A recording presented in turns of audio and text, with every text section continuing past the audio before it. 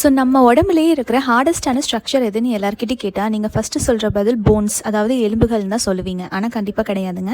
நம்ம பற்களில் இருக்கிற இனாமல் தான் நம்ம உடம்புலேயே இருக்கக்கூடிய ஹார்டஸ்டான ஸ்ட்ரக்சர். அப்படிப்பட்ட ஹார்டான இனாமலையே நம்ம இம்ப்ராப்பர் ப்ரஷிங் மெத்தட் ஃபாலோ பண்ணோம்னா தேய்மானம் ஆக்க முடியும். அப்படி நம்ம இனாமல் தேஞ்சிருச்சுன்னா நம்மளால் சூடாவோ ஜில்லுனோ எதுவுமே சாப்பிட முடியாது. ஏன்னா நமக்கு பற்கூச்சம் மிகவும் அதிகமாக இருக்கும். ஸோ இந்த மாதிரி ஒரு சூழ்நிலையில் நம்ம என்ன பண்ணணும்னா, நம்மளோட பற்களோட அமைப்புக்கு ஏற்ற மாதிரி ப்ராப்பரான ப்ரஷ்ஷும் அதுக்கான ப்ரஷிங் மெத்தடையும் சூஸ் பண்ணுறது ரொம்பவே அவசியம். இது நமக்கு தெரியாதவங்க உங்களோட டென்டிஸ்ட்டை கன்சல்ட் பண்ணிக்கோங்க. ஸோ கன்சல்ட் பண்ணி அதை நீங்கள் கரெக்டாக ஃபாலோ பண்ணிங்கனாலே ஃபர்தராக இனாமல் டேமேஜை நம்ம அவாய்ட் பண்ணிக்கலாம்.